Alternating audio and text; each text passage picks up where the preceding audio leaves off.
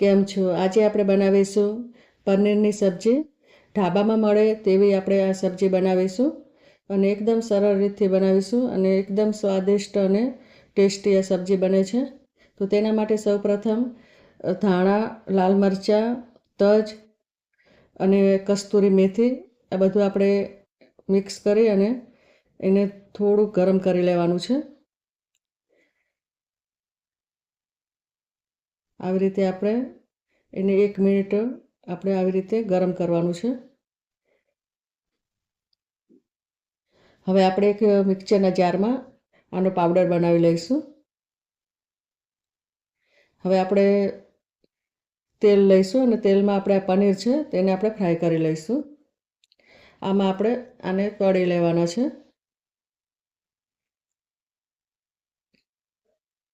થોડો આનો colour brown થાય ત્યાં સુધી આપણે તળીશું અને પછી બહાર કાઢી લઈશું.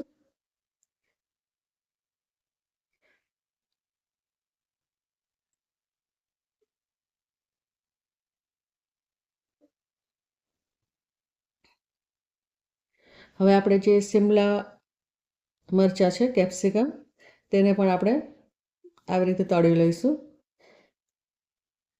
એનું જે કટિંગ છે તે આવી રીતે કરવાનું છે અને ડુંગળીનું કટિંગ પણ આપણે આવી રીતે જ કરવાનું છે કે તેનાથી આ સબ્જી દેખાવામાં પણ સારી લાગે છે. અને આવી રીતે આપણે ડુંગળીને પણ તળી લઈશું.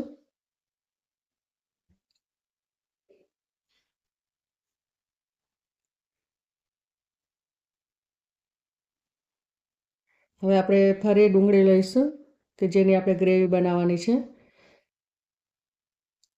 તો એમાં આપણે ટામેટાં એડ કરીશું, લસણ એડ કરીશું અને આદું એડ કરવાનું છે અને મોટી ઇલાયચી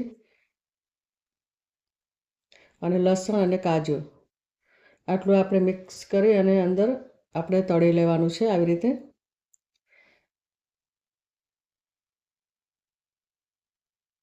આવી રીતે બરાબર સતળાઈ જાય પછી આની પણ આપણે મિક્સરમાં પેસ્ટ બનાવવાની છે. આવી રીતે પેસ્ટ બનાવી અને આપણે સબ્જી બનાવી તો એકદમ સરસ બને છે. હવે આપણે આને પણ આપણે મિક્સરમાં પેસ્ટ બનાવી લઈશું.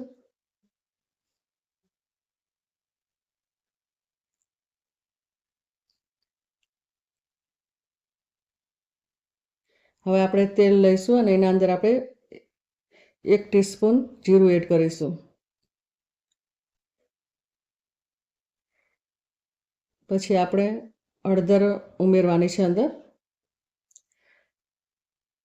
અને આ કાશ્મીરી લાલ મરચું છે તે આપણે ઉમેરવાનું છે અંદર કે જેનાથી આનો જે કલર છે એ સારો આવે છે. અને એકદમ ધીમો તાપ રાખવાનો છે કે આ જે મસાલા છે એ કાળા ના થઈ જાય. હવે આપણે આ જે ગ્રેવી છે એ તરત જ આપણે અંદર ઉમેરવાની છે. ગ્રેવી ઉમેરી અને બરાબર મિક્સ કરી લેવાનું. આવી રીતે આપણે બરાબર મિક્સ કરી અને 2-3 મિનિટ સુધી આપણે ઢાંકી દેવાનું છે.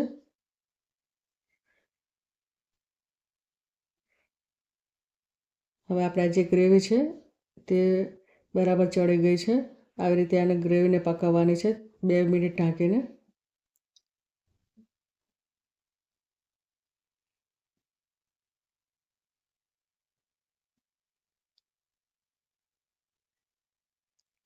હવે આપણે જે મસાલો મિક્સરમાં બનાવ્યો હતો તે અંદર ઉમેરવાનો છે.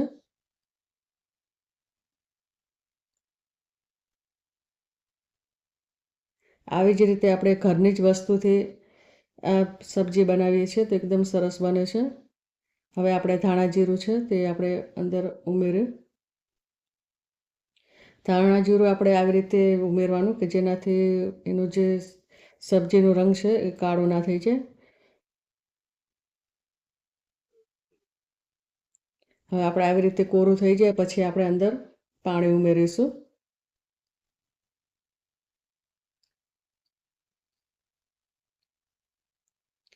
હવે આપણે અંદર પાણી ઉમેરવાનું છે. પાણી ઉમેરી અને બરાબર આપણે મિક્સ કરી લઈશું.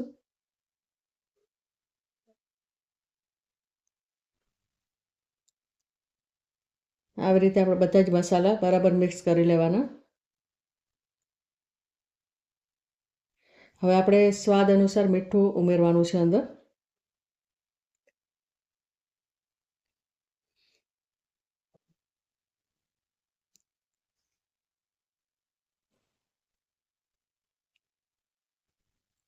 હવે આપણે અંદર પનીર ઉમેરીશું અને આ જે કેપ્સિકમ મરચાં અને ડુંગળી જે આપણે તળીને મૂક્યા હતા એ અંદર ઉમેરીશું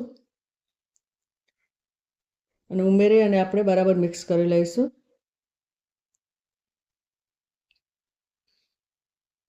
આવી રીતે ઘણી બધી સબ્જીની રેસીપી મારી ચેનલમાં છે, તો તમે જરૂરથી જોજો. અને હજુ સુધી મારી ચેનલને સબસ્ક્રાઈબ ના કરી હોય તો સબસ્ક્રાઈબ કરી લેજો, કેમ કે હું રોજ એક નવો વિડીયો શેર કરું છું. હવે આપણે લીલા ધાણા ઉમેરીશું અંદર.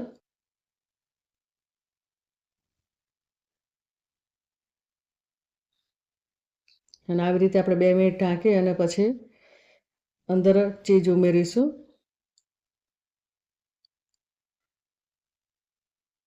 આવી રીતે આપણે ચીઝ મૂકી અને ફરી આપણે ઢાંકી દઈશું 2 મિનિટ.